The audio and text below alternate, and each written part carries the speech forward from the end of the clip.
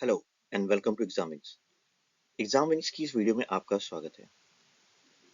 काफ़ी टाइम से students wait कर रहे हैं कि आरबीआई असिस्टेंट का नोटिफिकेशन कब आएगा, क्योंकि आरबीआई का जो गेट बी का नोटिफिकेशन था वो कंप्लीट हो चुका है। उसके मेंस भी एग्जामिनेशंस हो रहे हैं और तो अब इम्पोर्टेंट ये है कि when will be the RBI notification assistant का। इस वीडियो में हम इस बारे में पूरी डिटेल के साथ बात करेंगे और कैसे अपनी प्रिपरेशन को आगे बढ़ाना है, हम उस बारे में बात करते हैं।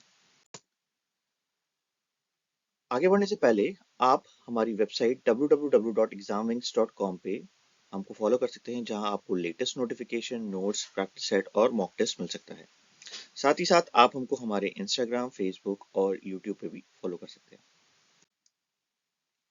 देखो, अगर हम पिछले 4 साल के ट्रेंड्स की बात करें तो 2029 में 926 वैकेंसीज आई थी, 2022 में भी 900 प्लस वैकेंसीज थी, 2021 में भी 950 वैकेंसीज थी। तो 3 साल तक तो 900 प्लस का ट्रेंड चला, लेकिन 23 में हमको 450 वैकेंसीज देखने को मिली। अब एक बात जानो, 2024-25 में क्या हुआ कि आरबीआई का कई रिजल्ट कोर्ट में फंस गया।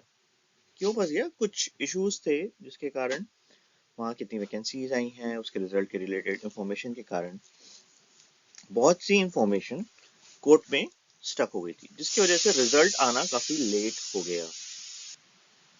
Now it is very important also कि आप ये समझो कि इस साल इससे हम कितनी वैकेंसीज एक्सपेक्ट कर सकते हैं।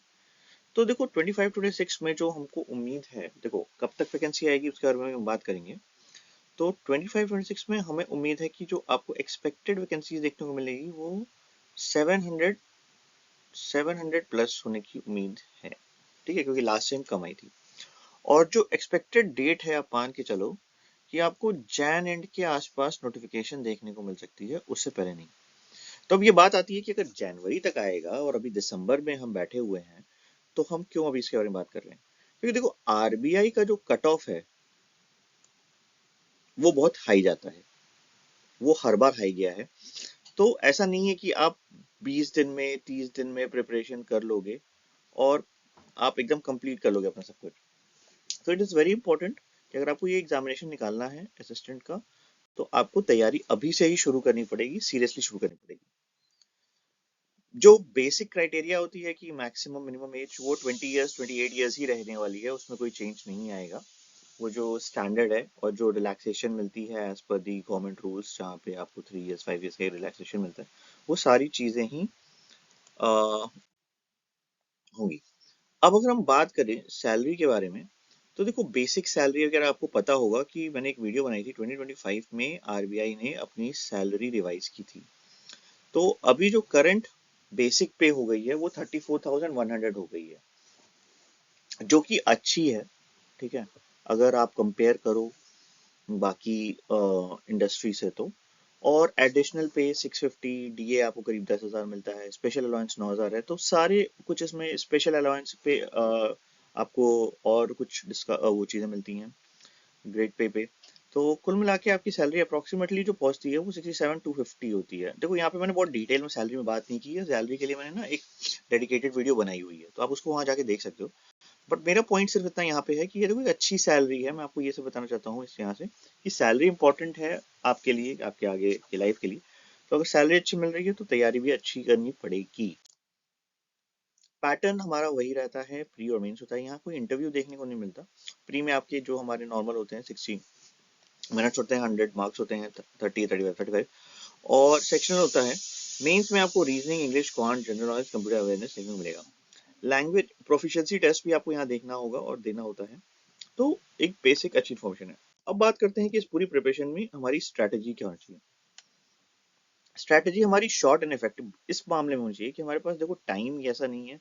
अगर मैं कहता हूँ जैन एंड तक आता है और हम देखने को मिलता है कि हमको फेब के आसपास हम प्री देते हैं, तो उस केस में हमारे पास सब्जेक्ट्स जो हैं वो बेसिकली हमें अपने फोकस करने हैं प्री के हिसाब से, जहाँ पे हमको स्पीड पे बहुत मार्क्स पे ध्यान देना होगा, क्योंकि कट ऑफ हाई जाता है, मैंने पहले कहा।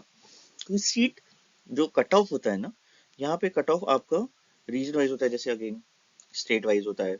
तो जैसे बाकी आईबीपीएस में या एसबीआई में आपको देखने को मिलता है, तो वहाँ पे थोड़ा सा कंपटीशन और टफ हो जाता है। देखो प्रैक्टिस सेट अपनी से टेस्ट से लगाना शुरू कर दो अगर आपका बेसिक्स कंप्लीट हो गया है। शॉर्ट प्रैक्टिस सेट दो, मैं ये नहीं कह रहा कि फुल सेट दो। ठीक है, आज इंग्लिश का दे दिया, कल रीजनिंग का दे दिया, फिर कीवे दे दिया, फिर अगेन इंग्लिश दे दिया, तो ये रिपीट करो एवरीडे। फोकस करो कि जीए और कंप्यूटर अवेयरनेस डे वन से पढ़ना शुरू कर दो, क्योंकि देखो जीए एक दिन में याद नहीं हो जाएगी, उसको आपको समझना होगा धीरे धीरे, तो वो आपके दिमाग में बैठ जाएगी जितनी बार उसको आप रिवाइज करोगे। तो बेटर है कि उसको धीरे धीरे थोड़ा पढ़ते रहो। प्रीवियस ईयर के अगर आप क्वेश्चन सॉल्व कर सकते हो तो पैटर्न बनाओ कि आप एटलीस्ट वीक में 2 बार प्रीवियस ईयर क्वेश्चन पेपर लगाओ पूरा का पूरा। आ, लास्ट के 30 डेज में मॉक देना है, मॉक के लिए मैं अभी से नहीं कह रहा क्योंकि आप देखो प्रैक्टिस सेट ऑलरेडी दे रहे हो। ठीक है, तो मॉक टेस्ट आप लास्ट के 30 डेज में लेना, पहले वो नोटिफिकेशन आ जाने दो। हाँ, कभी कभार आपका मन करे कि कहाँ स्टैंड करता हूँ चेक कर लिया है, तो एक बार दे दो। अगर आप क्या कहते हैं 15 दिन में एक बार भी दे दोगे स्टार्टिंग के 2 महीने में, तो कोई दिक्कत नहीं।